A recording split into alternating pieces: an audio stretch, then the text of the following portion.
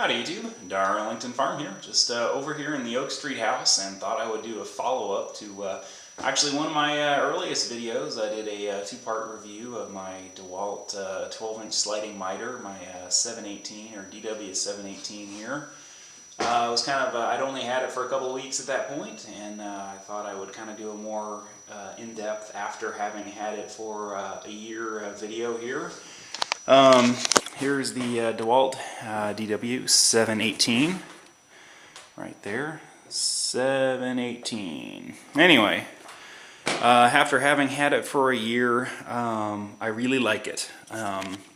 It's now been replaced by the DW 780, which actually seems like it addresses all of my gripes with the 718 here. But so you can get these really cheap now. They had them on sale at Home Depot for $4.99 for this saw, and you got the stand here for free, which, yeah, that's a pretty good deal. When I bought this, I think I paid $5.99 for the saw, and then the stand was an extra 200 bucks. So you can get these really cheap right now if you're in the market for one. The good, the bad. The good, I have beat the crap out of this saw. I've cut 4x penetrated on it. I've cut 4-inch PVC, 2-inch PVC, 3-inch PVC, lap siding. I've used it in my cabinet shop for mitered doors, and it works. It does exactly what it's supposed to do. There's very little deflection on the head here.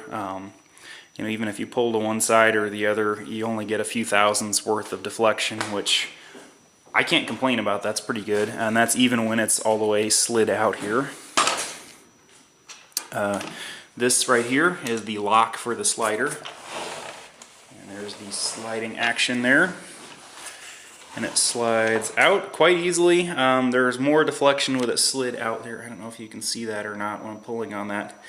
But very little deflection. I stuck my, I think it's a woodpecker alignment gauge for my table saw on here, and I only got about 5 thousandths worth of deflection, pulling back and forth on it with a reasonable amount of force. So the deflection is very little. The lock down here is nice. It's not as fancy as the, I think the Hitachis have a digital gauge on them. I guess you get what you pay for, but I really like the saw. I mean, it's it's a pretty decent saw, especially for the money. I'm a Festool fanatic, so I kind of compare everything to Festool. It's not as good as a Capex, but the Capex is like 1,300 bucks for the stand, or for the saw, 800 bucks for the stand. You can get this whole setup for less than what you can buy a Capex for. So, it's a good saw. I can't complain. Sort of on to the bad. The dust collection, or rather I should say the lack of dust collection, is just a joke. Yeah, this doesn't really do much of anything. It took me probably about 10 minutes to vacuum up in here. With my shop vac, in my wood shop, generally what I do is I just will take, I've got one of those deals that's, I think it's meant for a lathe, where it's probably about a 1 foot by 1.5 foot sort of cone, and just kind of have it hanging back here, and then that hooks up to my dust collector, which is about a 1,200 cubic foot a minute dust collector in the house here. I just slide my shop vac over there, over the dust port here, and it really doesn't do much, but it does kind of keep some of the finer dust down. It still just makes a huge mess, which is kind of my gripe about the saw.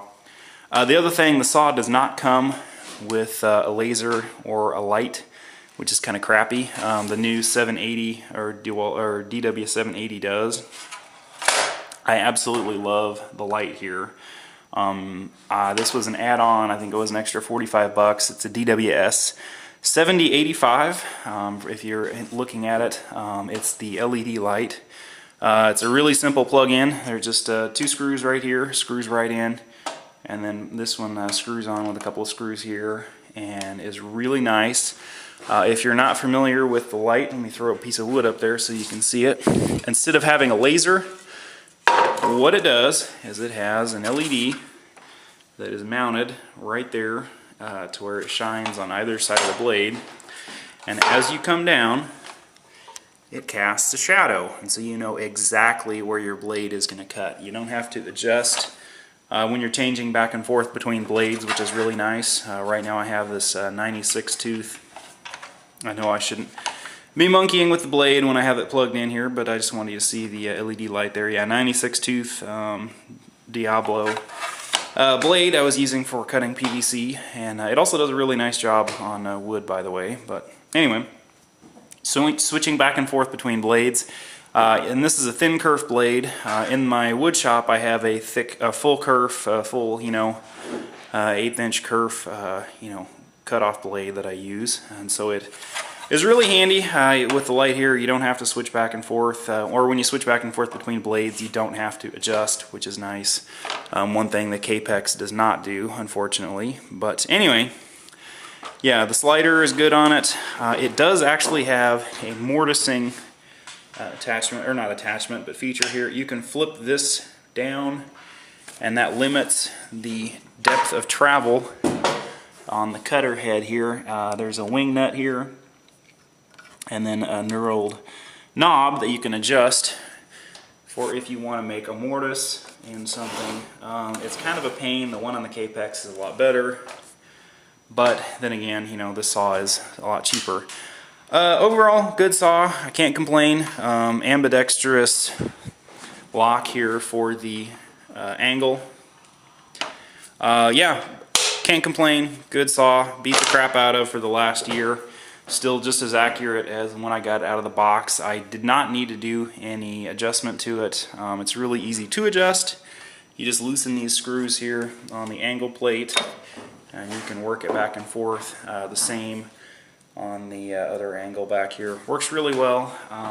Yeah, pretty much lack of dust collection is my only gripe. And the cost. Now you can get them really cheap. And lack of any sort of laser or light. So if you get this model, you will have to get, well, you don't have to, but it is nice to actually buy the add-on light here. So anyway, yeah, and also the 780, the one that replaced this, has a much larger dust collection setup here. I think the hose is about twice the diameter of this, and then it also comes with an LED light. So kind of the advantages if you get the new one there. And I think they have an upgraded sort of wheeled cart for this. I don't remember the exact model of that, but yeah, it's kind of fancier and newer and a little better. But I do like the stand here. It slides out where you can actually get you know, 16-foot lumber on there with no problem. The ends here are kind of a little hokey. The miter stand for the Capex is awesome. This, you know, you can use as a positive stop for cutting stuff, but it's not as nice. And you can lock them down by turning that, and use it as a positive stop if you're doing repeated cuts. But it's kind of a pain. But anyway, yeah. Thanks for watching. Click, comment, subscribe. Any other tool reviews or anything you want to see, I'm happy to put them up. And thanks for watching.